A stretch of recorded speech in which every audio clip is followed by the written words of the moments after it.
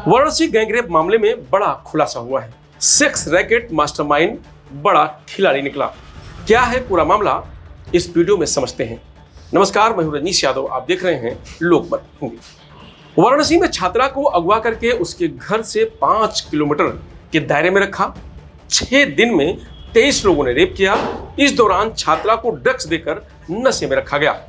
Police को इन hotel और cafe की लोकेशन मिल गई है। रेप करने वाले 9 लोग अरेस्ट हुए हैं। पुलिस पूछताछ में अनमोल गुप्ता सेक्स रैकेट का मास्टरमाइंड निकला। अपने कैफे कॉन्टिनेंटल के जरिए उसने 15 लड़कों को एजेंट बना रखा था, जो उसके लिए लड़कियों को दोस्त बनाकर लाते थे, उनका रेप करके ब्लैकमेल करते थे। इसी ट्रैप में वो लड़की फंस गई, जिसका गैंगरेप हुआ। सड़क पर चाउमीन बेचने वाला अनमोल गुप्ता कैसे सेक्स रैकेट चलाने वाला, उसने कैसे अपना गैंग खड़ा किया, छात्रा को अगवा करके गैंग रेप करने वाले क्या करते हैं, इस वीडियो में समझते हैं। 2 साल में चाउमीन के ठेले से कैफे तक कैसे पहुंचा। बता दें कि अनमोल गुप्ता मीरापुर बसही की अशोकपुरम कॉलोनी का रहने वाला है। यह इलाका शिवापुर थाना क्षेत्र में आता है। थाने की पुलिस के मुताबिक 2018 में अनमोल सिगरा इलाके में चाउमीन का ठेला लगाता था। इसके बाद 2020 में उसने सोनिया पोखरा के पास कस्तूरबा नगर में एक छोटी सी दुकान किराए पर ली। इस दुकान में बर्गर, चाउमीन, रोल समेत फास्ट फूड बेचने लगा। इधर फास्ट फूड कारोबार बेहतर चला तो उसने स्मिथ स्कूल के पास एक दुकान और ले ली और वहां भी फास्ट फूड कारोबार शुरू कर दिया। इस दौरान उसकी पहचान कुछ ऐसे लोगों से हुई जो उसके पिता के कारोबारी थे। उनकी सलाह पर अनमोल ने सिगरा के पिशाच मोचन मलदहिया केसी 21/3 बिल्डिंग में हॉल किराए पर लेकर कॉन्टिनेंटल कैफे खोल दिया। कैफे में लड़की बेटर अफीम, हेरोइन देती।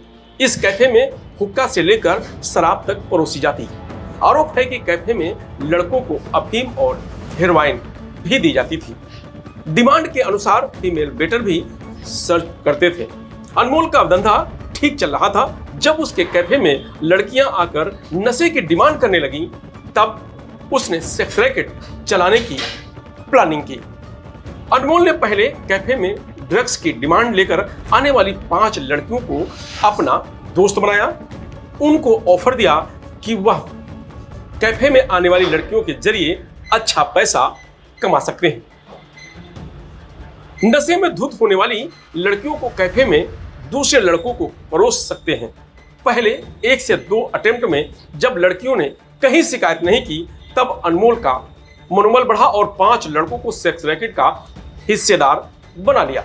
एक एक करके 15 लड़कों को एजेंट बना लिया, जो उसके कैफे तक कस्टमर लेकर आने लगे। इन्हीं लड़कों से यह भी उसने कहा कि कैफे में जरूरतमंद कम उम्र की लड़कियों को भी लाओ। उन्हें शुरुआत में फ्री में नशा देकर एडिक्ट बना दिया जाता है, फिर धीरे से उन्हें सेक्स रैकेट में शामिल कर लेते हैं। अनमोल ने कॉन्टिनेंटल कैफे से जुड़ी 20 लड़कियों को सेक्स रैकेट में उतार रखा था। इनकी उम्र 18 से 40 साल थी।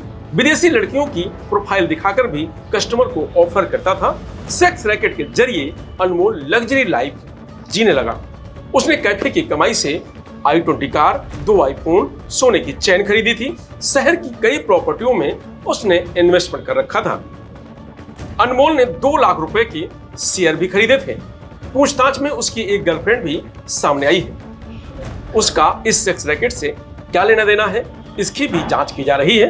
अनमोल का नेटवर्क यूपी के अलावा बिहार और कोलकाता तक फैला हुआ है। गैंगरेप के बाकी आरोपियों के बारे में भी जान लेते हैं। तो इस गैंग में शामिल सुहेल खान ग्रेजुएशन का छात्र है। उसने 2024 में 12वीं की परीक्षा पास की थी। इस साल वह LLB की तैयारी कर रहा है। वह अनमोल के कैफे जाता था। ड्रग्स के चक्कर में फंसकर वह अनमोल का एजेंट बन गया। पूछताछ में सामने आया है कि छात्रा से रेप करने के दौरान सुहेल से उसका झगड़ा भी हुआ था। राज विश्वकर्मा एक प्राइवेट कंपनी में जॉब करता है। ऑफिस से निकलने के बाद वह कैफे ही जाता था। ड्रग्स से लेकर लड़कियों की सप्लाई में भी उसकी अहम भूमिका रहती थी। वह कैफे से कमीशन भी लेता था। जब छात्रा से कैफे में रेप हो रहा था, तब राज भी उसमें शामिल था। साजिद गुलाम शहर के मुस्लिम बाहुल इलाके लल्लापुर का रहने वाला है। उसके परिवार में लोग साड़ी बनाने का काम करते हैं। साजिद नशे का एडिक्ट हो चुका था। वह अनमोल के लिए लड़के और लड़कियां लेकर आता था, बदले में उसको कमीशन मिलता था। यही उसका दिन भर का काम था। वही छात्रा को कैफे से होटल तक लेकर गया था। यह भी बताया गया कि वहां उसने छात्रा से संबंध भी बनाए थे। Ayush Singh mechanical engineer trade से एक कंपनी कॉलेज से आईआईटी कर रहा है।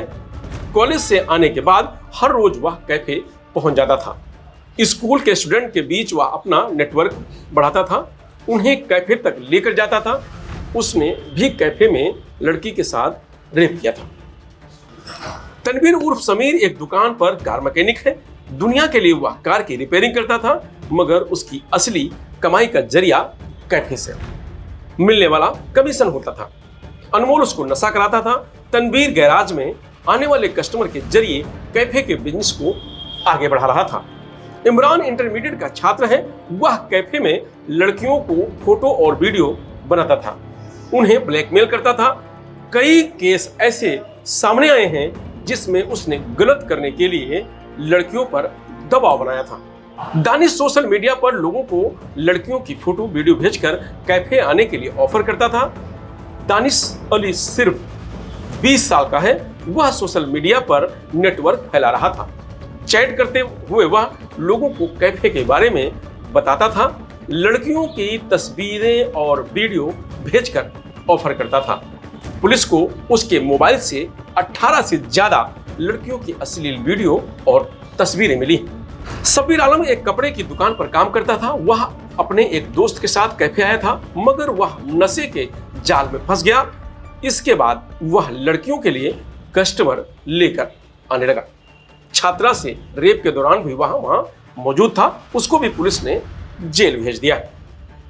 अब गैंगरेप से जुड़े 14 फरार चल रहे आरोपियों को भी जान लेते हैं। तो फरार 14 लोगों में 3 की पहचान पुलिस कर चुकी है। पुलिस को जब लड़की मिली तब वह ड्रग्स के नशे में थी। उसकी टूटी फूटी कहानी में पुलिस ने 12 लोगों को चिन्हित किया है। इनमें 9 लोग अरेस्ट हो चुके हैं। बाकी 3 लोगों में अमन, जैब और समीर शामिल है।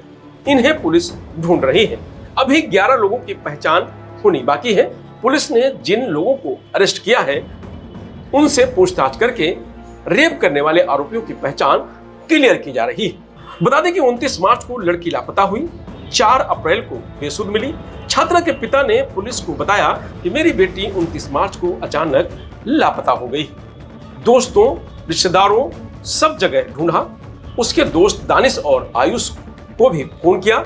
4 अप्रैल की सुबह पुलिस ने मेरी बेटी को घर पहुंचाया। वह बेसुध थी, हालत बिल्कुल ठीक नहीं थी। उसको नॉर्मल होने में 48 घंटे लगे। फिर उसने गैंग रेप के बारे में बताया। बेटी के साथ 6 दिन में 23 लड़कों ने हैवानियत की, फिर सड़क किनारे फेंक दिया। पुलिस ने 7 अप्रैल को एफआईआर दर्ज की है। बेटी दहशत में है। वाराणसी गैंग रेप बैडमिंटन खिलाड़ी बनना चाहती थी। अब लड़कों को देखकर भी चीख उठती है। पिता का कहना है कि क्लास के दोस्तों ने धोखा दिया। बेटी के साथ 6 दिन में 23 लड़कों ने हैवानियत की, फिर सड़क किनारे फेंक दिया। पुलिस ने पहले हमारी मदद तक नहीं की, फिर मीडिया के दबाव में 7 अप्रैल को एफआईआर दर्ज की। अब बेटी घर में लड़कों को देखकर भी चीख उठती है, इतनी दहशत में है। फिलहाल इस खबर में इतना ही। आप देखते रहिए लोकमत हिंदी। हमारे बच्ची के साथ किस हिसाब से जो है दरिंदगी हुआ है और इस पूरे घटना को किस तरीके से सामूहिक अंजाम दिया गया है, इसमें हमारा चाहना है कि सबको कड़ी से कड़ी सजा मिले। प्रशासन से, न्यायालय से हमको यही उम्मीद है जी। इसमें तो कितने लोगों पर शक है आपको? कितने? सर 6 लोग इसमें नामजद हैं और एक फरार है। 7 लोग इसमें हैं नामजद में, मतलब जिसका नाम आया है लड़की ने बताया है। और अज्ञात में कितने लोग हैं वो बता चुकी है।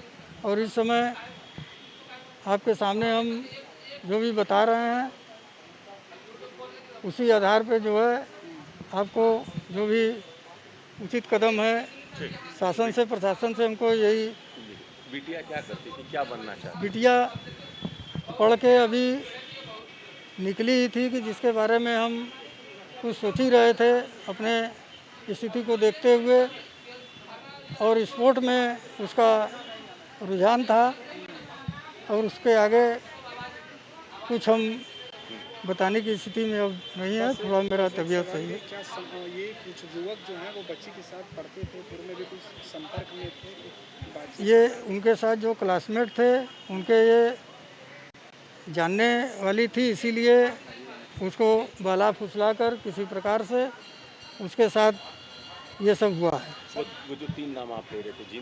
जो सबसे प्रमुख थे, वो कौन लोग? वो एक आयुष है और दानिश है, राज खान है और साजिद है। एक अंतिम सवाल, बातें तो बड़ी कही जाती है कि सरकार की तरफ से कि ये कानून व्यवस्था बहुत बढ़िया है, वाराणसी एक हाई प्रोफाइल जगह है, यहाँ पर बच्ची के साथ 4-5 दिनों तक ऐसी बात हुई। क्या लगता है, विश्वास कितना है प्रशासन पर? क्या कहेंगे न्यायालय से, सरकार से? मैं न्यायालय से और सरकार से बस यही कहूँगा कि हम एक आम आदमी हैं, और एक आदमी के साथ अगर इस तरीके से बर्बरता होती है तो अगर उसको न्याय नहीं मिलेगा तो उसका शासन प्रशासन न्यायालय से विश्वास उड़ जाएगा। इसलिए हम ये अपनी बात रखते हैं कि हमारे साथ प्रशासन और न्यायालय पूरी जिम्मेदारी से हमारे साथ न्याय करेगी। कैसा सहयोग रहा है पुलिस का, अगर बात की जाए? अभी तक तो जो भी प्रशासन ने हमको जैसे जैसे अपने साथ कहा उस तरीके उनके साथ हम खड़े रहे, रात दिन जैसे जैसे उन्हें कहा ये कराना है, इसे कराना है, हर चीज़ों के साथ हम खड़े रहे। जब विद्या जब आई घर पे किस हालात में थी? वो एकदम बदहवास नशे की हालत में थी। वो कोई स्थिति बताने को तैयार नहीं थी, इसलिए कि वो एकदम नशे में थी। जब उसको होश आया तो वो धीरे धीरे सारी बातें खुलने लगी। 5-6 दिनों में नशे का पिला करके ही उसके साथ दुराचार किया गया। वो दुराचार किया गया, वो नशे की हालत में किया गया है। अस्पताल में भी भर्ती है अभी, आपके साथ वो कुछ नहीं हुआ, यहाँ हमेशा हमको आना पड़ रहा है, उसका कोई इस तरीके का भी उपचार नहीं हम करवा पाए हैं। लगातार वो नशे में थी, आप कह रहे हैं? हाँ, सब कुछ नशे में ही? वो नशे में ही उसके साथ लोगों ने दरिंदगी किया नशा देकर। लगातार नशा देकर? इसलिए वो 2 दिन तक तो कुछ बताने की स्थिति में नहीं थी, कुछ बता नहीं पाई, लेकिन जैसे ही उसको होश आया हम उसको उसकी बात सुनकर हम थाने लाए। वहाँ से ये पूरा जो दिख ही रहे हैं आप क्या हो रहा है।